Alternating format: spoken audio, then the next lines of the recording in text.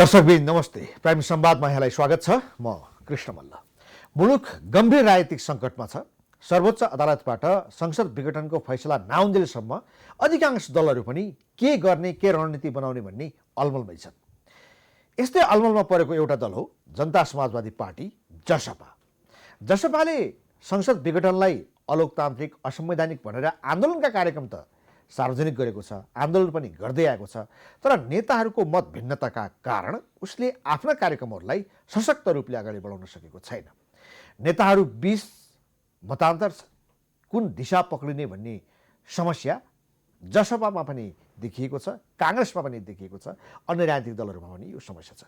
मुख्यतः जनता समाजवादी पार्टीमा केन्द्रित भएर आज हामी छलफल गर्न गएका छौँ र यसको निम्ति जसपाका केन्द्रीय सदस्य अर्जुन थापा हामीसँग हुनुहुन्छ।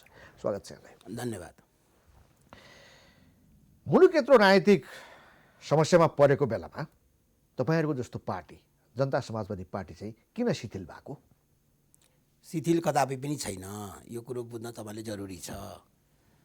जुन दिन केपी ओलीले माघ 5 गते संसद विघटनको सिफारिस गरे, त्यही दिन हाम्रो नेताहरूकोबाट आएकी असंवैधानिक कदम हो। असंवैधानिक कदम हामीले भनिसकेपछि पार्टीले आन्दोलनका, जनसभाका, प्रचार प्रसारका कार्यक्रमहरू लगातार दिइरहेको पनि छ। त्यसले गर्दाखेरि अहिले हाम्रा नेताहरू कोही काठमाडौँ छैनन्। सबै आफ्नो आफ्नो फिल्डमा जनमत तयार गर्न, आन्दोलनको आधी बेरी ल्याउनको लागि उहाँहरू सक्रिय हुनुहुन्छ। अवस्था त्यस्तो हो। अब रह्यो अस्पष्टताको कुरा, तपाईँले गर्नुभयो भूमिका बाँध्दा। हाम्रो पार्टीभित्र अहिले कुनै अस्पष्टता छैन। हामी भनिरहेका छौँ यो असंवैधानिक कदम हो, संसद पुनर्स्थापना हुनुपर्छ र यो संविधान जारी हुँदा हाम्रो असहमति थियो। सैकडौँ मानिसहरू शहीद पनि भए आन्दोलनबाट।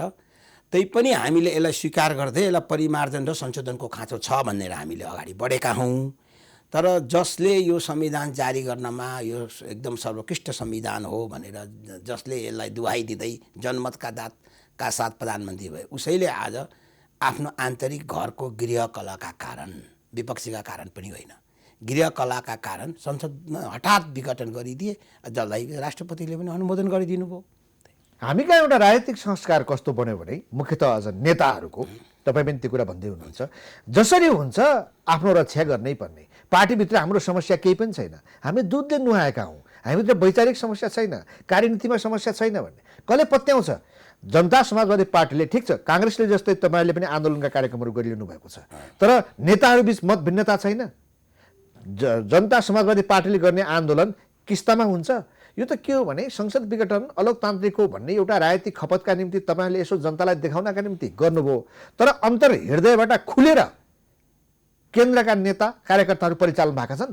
एकदम तपाईँहरू त्यो स्तरमा खुलेर आउनु भएको छ। हामी खुलेर आएका छौँ। हामी आफ्नो स्ट्रेन्थ अनुसारको आन्दोलन गर्ने हो र हामी यो पनि भनिरहेका छौँ भने विगतमा जो 47 सालको संविधान थियो, विगतमा नेपाली काङ्ग्रेस जस्तो पुरानो पार्टी, प्रजातान्त्रिक पार्टीले आफ्नो पार्टीको गृहकलाद्वारा त्यो संविधान संसद विघटन पटक पटक गराउँदाखेरि त्यो संविधान गयो। अब यो नयाँ 62-63 को आन्दोलनपछि आएको संविधानलाई पनि चाँडै नै नेकपा भन्ने पार्टी जो जनमत प्राप्त गर्यो, त्यसले फेरि विघटन गर्यो। यसकारण हामी के भनिरहेका छौँ भने यो असंवैधानिक कदमले गर्दा मुलुकमा राजनीतिक अस्थिरता त्यसले गर्दाखेरि हामी एक मुष्ट तरिकाले के भने असंवैधानिक कदमको विरोध गरौँ, जनमत तयार गरौँ भनेर लागेका हौँ। दुई किता छ।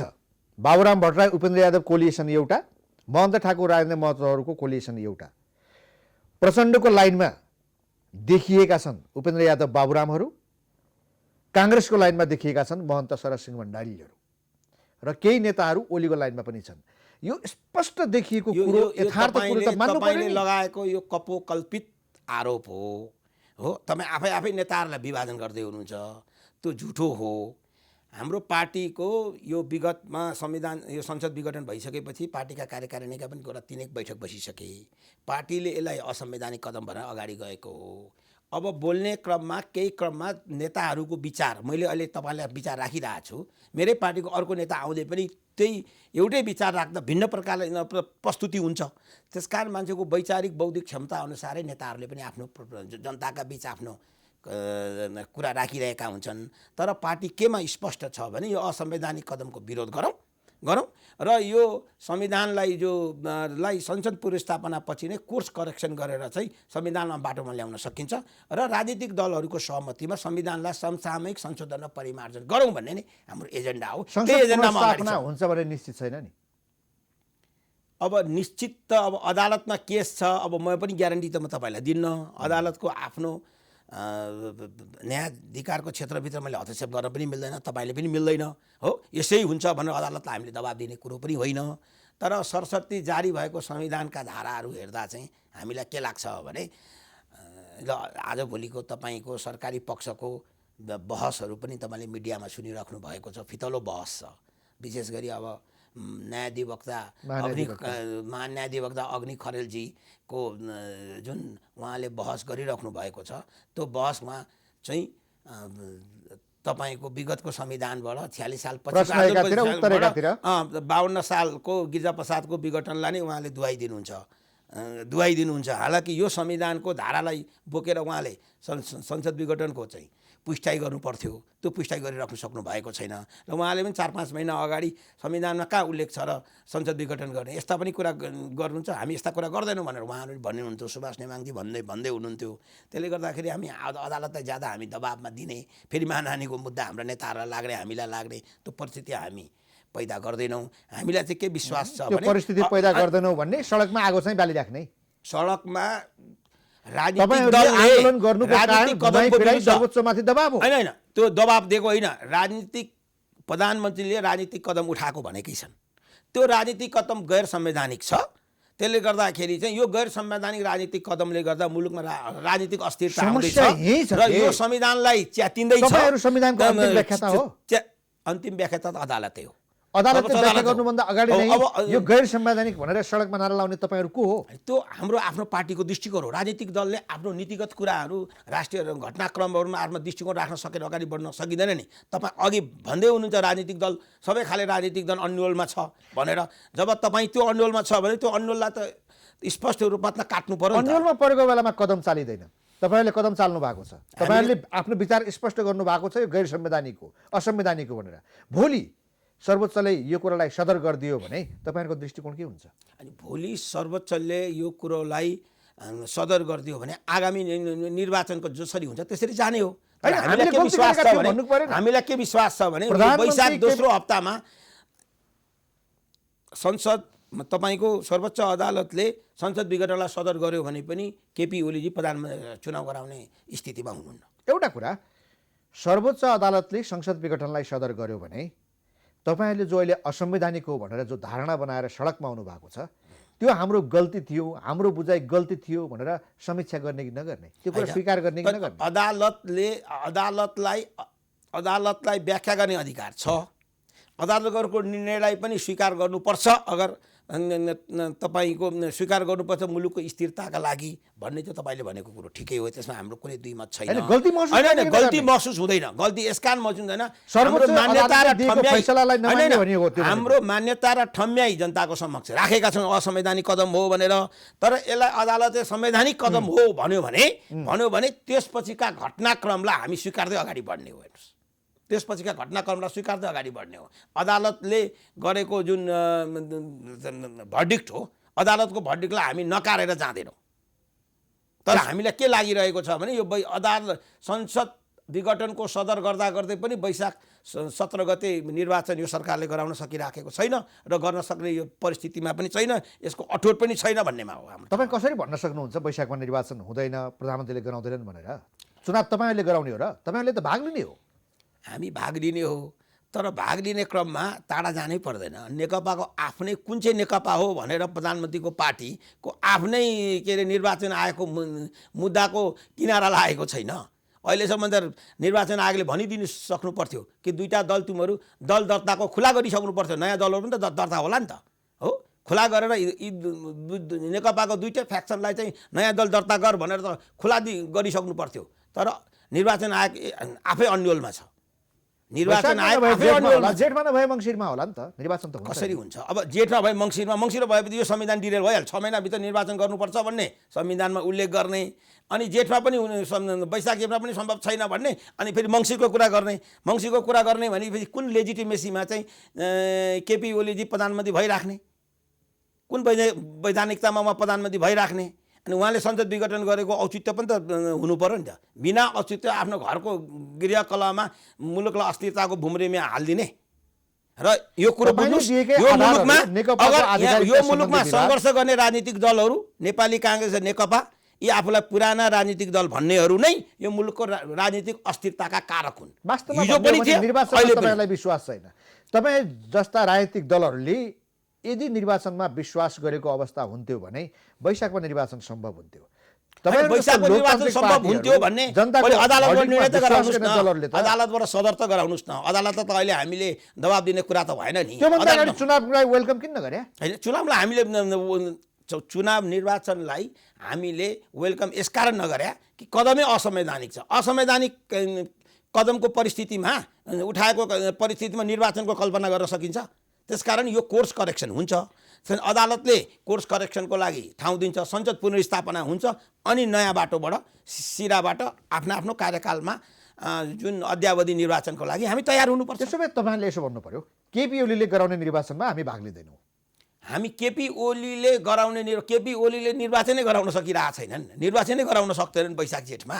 अनि कसरी केपी ओलीले गराउने निर्वाचन भन्ने त? उसले गराउनु पर्ने परिस्थिति निर्माण हुनु पर्यो नि त। लु, अदालतको कुरा त 15 दिनपछि आउला। अदालतले सदर गर्यो भने र त्यसपछि निर्वाचन प्रक्रिया निर्वाचन आयोगले पनि अगाडि बढायो, प्रधानमन्त्रीले पनि सबैलाई आउनुहोस् भनेर इन्भाइट गर्नुभयो भने त तपाईँ त जानु पर्यो नि। यसपछि हामी निर्वाचनबाट भाग्दैनौँ। तपाईँले यो कुरा ख्याल राख्नुहोस्। गत स्थानीय निर्वाचनमा हामी जब सङ्घीय समाजवादी फोरम नेपाल थियौँ, हामीले 3 दिन अगाडि निर्वाचनमा भाग लिने निर्णय गरेका हौँ। एउटा राजनीतिक दल भएको हुनाले हामी निर्वाचनमाबाट भाग्दैनौँ।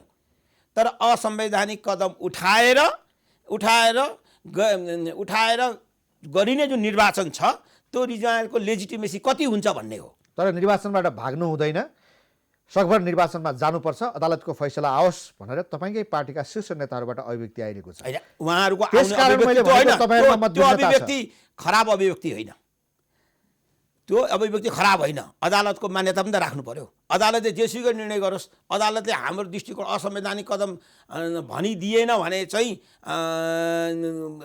हामी निर्वाचनमा जाँदैनौँ भन्न खोजेको होइन हामीले। त्यो अभिव्यक्ति दिने नेताहरू अहिले तपाईँले जो सडक आन्दोलन गर्दै हुनुहुन्छ उनीहरूको त्यहाँ सशक्त उपस्थिति छैन।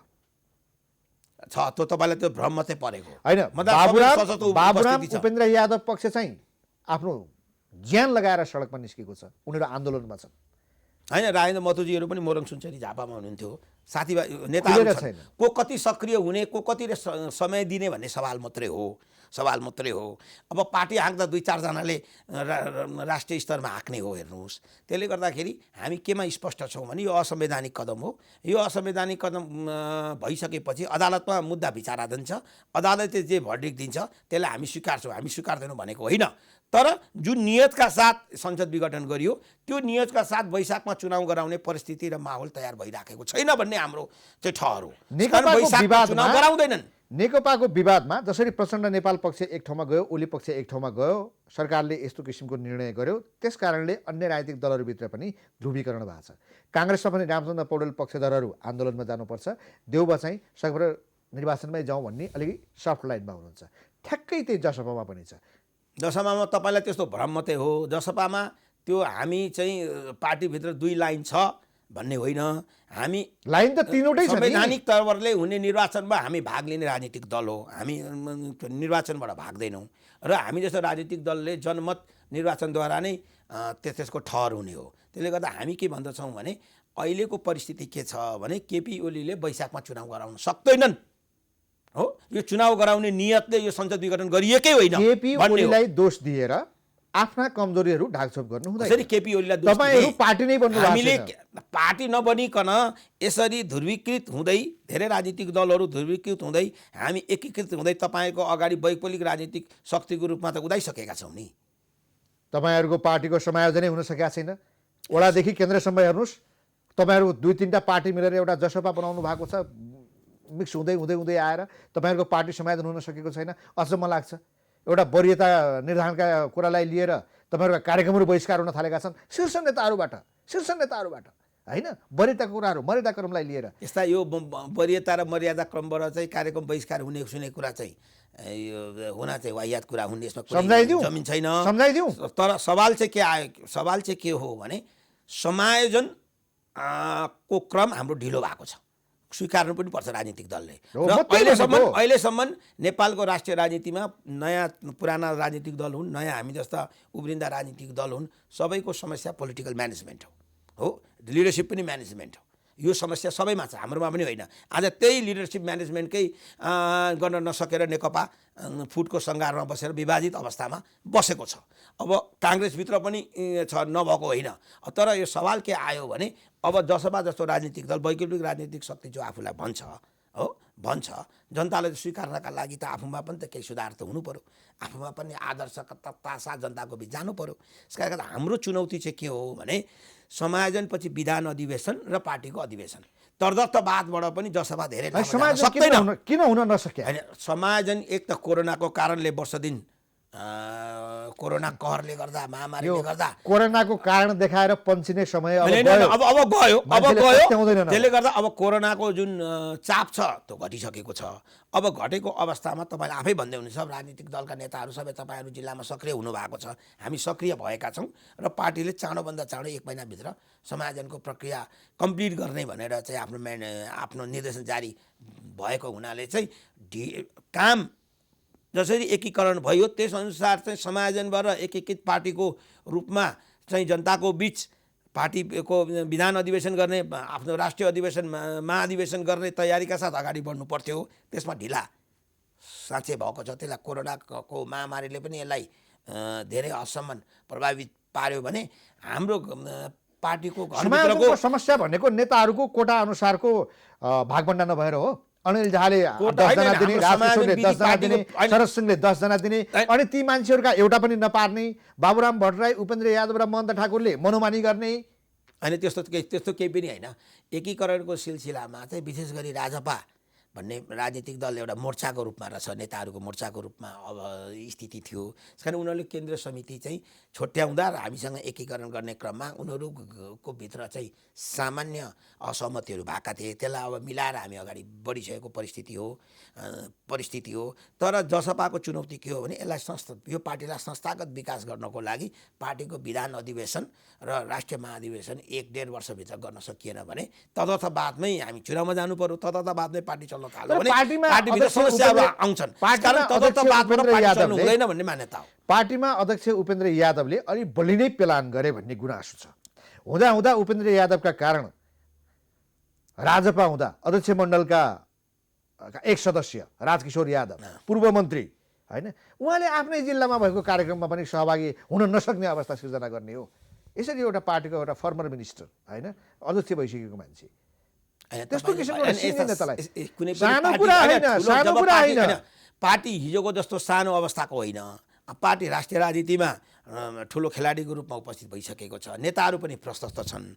अब रह्यो कुरो पार्टीको कार्यक्रम, त्यही त पार्टीको कार्यक्रम गर्दाखेरि सामान्य तलमाथि हुँदाखेरि त्यसलाई तिल्ला पार बनाउन जरुरत छैन। अहिले पनि हाम्रो पार्टीभित्र केन्द्रीय कार्यकारिणी छ, त्यहाँ महासचिव उपाध्यक्षको पदाधिकारीको चयन त हामीले अझै गरेका छैनौँ। तर एउटा सवाल के हो भने अब यो पार्टीलाई संस्थागत रूपमा कसरी लिएर जाने, यस्तै तपाईँले भनेको जुन समस्याहरू जुन हुन्छ, कसलाई आमसभामा बोल्न दिने, कसलाई नदिने, एउटा पार्टी। अब उपेन्द्र यादवजीको के हो भने उहाँ पार्टीभित्र 24 घण्टा खट्नुहुन्छ। जो नेतृत्व बढी सक्रिय हुन्छ उसैले नै पार्टी ड्राइभ गरेर लिएर जाने हो। र अहिले राजपा र हाम्रो गठबन्धन उपेन्द्र यादव, अशोक राईजीहरूको सक्रियता बढी छ हो। अनि पार्टी जसले सक्रिय, राजेन्द्र महतोहरूको सक्रियता बढी छ। जति बढी सक्रियता भयो नेतृत्व त उनीहरूले हाँकेर लिएर जाने हो। एउटा कुरा कि मैले मञ्च पाइनँ, मैले गरिनँ भन्ने कुरा चाहिँ यो के हुँदो रहेछ भने जस्तो तपाईँको सुरुवात त काङ्ग्रेस हो नि, तपाईँ त काङ्ग्रेसको नेता हो नि, अनि काङ्ग्रेससँग चित्त नबुझेपछि तपाईँ छोडेर गएर फोरममा जानुभयो। तपाईँको लामो समयदेखि उपेन्द्र यादवसँग सहकार्य हुँदै आयो। एउटा यो कुरा तपाईँको रेस्पेक्टेबल छ कि तपाईँ उपेन्द्रको पछि गइसकेपछि तपाईँले उपेन्द्रलाई छाड्नु भएको छैन, उपेन्द्रलाई साथ दिँदै आउनु भएको मैले पार्टी साथ दिँदै आउनु टुटमा भएको गएको छैन र आजको यो मितिसम्म आइपुग्दा पनि तपाईँ उपेन्द्रको हर कुरा रक्षा गर्नु। अनि गर्दिनँ त्यो उपेन्द्रको हर कुराको रक्षा होइन। उपेन्द्र यादव र मोहन ठाकुर जो हाम्रा दुईटा आदरणीय पार्टीका अध्यक्षहरू छन्, उनीहरूसँग चुनौतीको पहाड ठुलो छ र उनीहरूको सबभन्दा ठुलो च्यालेन्ज के हो भने कार्यकर्तालाई तपाईँले समयअनुसार विधान अधिवेशन र राष्ट्रिय महाधिवेशन पार्टीको गरिदिनुहोस् अनि मात्रै पार्टी संस्थागत विकास हुन्छ, होइन भने तदर्थवादको नेतृत्वमा नै उहाँहरूले पार्टीलाई सक्रिय रूपमा अगाडि बढाउन थाल्नुभयो भने त्यो यस्तै खिचातानी आमसभामा कसले बोल्न पायो कसले बोल्न पाएन, कसलाई दिने नदिने भन्ने अन्यलमा नै हामी फस्छौँ। अन्यलको अर्को एउटा उदाहरण छ, जस्तो अब सङ्गठनात्मक रूपमा त तपाईँले भनिसक्नुभयो 1.5 महिनामा हामी समायोजनको काम सिद्ध्याउँछौँ भनेर। अब कार्यशैलीको कुरोमा तपाईँले डिफेन्स नै गर्नुभयो कि हामी सबै लागेका छौँ भनेर। यद्यपि मेरो प्रश्न छ। अर्को कुरो तपाईँहरूको वैचारिक स्खलन हो। एकातर्फ यो संविधान कालो संविधान भनेर अस्वीकार गरेर संविधान दिवसलाई समेत कालो दिवस भनेर संविधान पुनर्लेखनको आवाज उठाएर संविधान संशोधनको माग उठाएर होइन पटक पटक विभिन्न आन्दोलन गरेर यहाँसम्म आइपुगेको पार्टी, त्यसका अध्यक्ष उपेन्द्र यादव र अन्य सबै यो माग अचम्म लागेको छ। अब अहिले यही संविधान चाहिँ रक्षा गर्नु पर्यो, यो संविधान उल्लङ्घन गर्यो प्रधानमन्त्रीले, असंवैधानिक कदम चाल्यो भनेर यो संविधानको रक्षामा पनि तपाईँ आफै उत्रिनुहुन्छ, के हो यस्तो? यही त। अब सुन्नुहोस्, कुरा के हो भने हामीले यो संविधान कालो संविधान भनेकै हो, त्यस्तो भनेको नभनेको कुरा भन्ने हुन्न। संविधान जारी हुँदाखेरि सैकौँ नेपालीहरूलाई शहीद बनाइयो, मधेसका मान्छेलाई, त्यो पनि सत्य नै हो। त्यो खुनको होलीबाट यो संविधान जारी गरियो, त्यसलाई हामीले अस्वीकार गरेका हौँ, अस्वीकार गर्नको लागि आन्दोलन पनि गरेका हौँ। तर के हुँदो रहेछ भने त आन्दोलनको जोडतोड र जसले जारी गरे ती राजनीतिक शक्तिहरूको बिच कहीँ त कहीँ सम्झौता र सहमति हुनु पर्यो। मुलुकलाई सधैँ द्वन्द्वमा राख्न सकिँदैन, द्वन्द्वमा राख्न सकिँदैन भनेर नै हामीले यो संविधान संशोधन गर्नुपर्छ भनेर अगाडि बढौँ भन्ने सही सम्झौता काङ्ग्रेस र नेकपासँग नगरेको होइन, गरेकै हो। तपाईँहरूले धोका चाहिँ हामीले चाहिँ संविधान संशोधन नगराइदिएर संविधान संशोधन नगरेर धोका चाहिँ हामीले पाएकै हौँ। अब रह्यो यो पाएको अवस्थामा हामीले यही संविधानलाई केही हदसम्म परिमार्जन र संशोधनको खाँचो छ भन्दै ओनअप गर्दै हामी निर्वाचनमा भाग लियौँ। तपाईँ अघि सोध्दै हुनुहुन्थ्यो राजनीतिक दल भएर निर्वाचनमा भागै नलिने कस्तो भनेर तपाईँले भनेको कुरो हामीले निर्वाचन भन्नुहोस्। यो संविधानलाई ओन गर्दै निर्वाचनमा भाग लियौँ जो कुरा तपाईँ भन्दै हुनुहुन्छ, त्यसो हो भने संविधान दिवसलाई कालो दिवसको रूपमा तपाईँहरू किन मनाइदिनु भएको? हिजोसम्म मनायौँ, हिजोसम्म घोषणा गर्ने मन्त्री भएको बेलामा संविधान दिवस अहिले पनि जारी भएको संविधानमा असहमति छ हाम्रो। तर अहिले ओलीले उठाएको कदमले गर्दा केपी ओलीले उठाएको कदमले गर्दा चाहिँ के छ भने यो चलिरहेको संविधानमा पनि तपाईँको गैर संवैधानिक काम भएको हो भन्ने हाम्रो ठहर हो। यसले प्रतिगमनलाई निम्ति आएको छ, मुलुक पछाडि धकिलिएको छ, मुलुकमा राजनीतिक अस्थिरता आएको छ।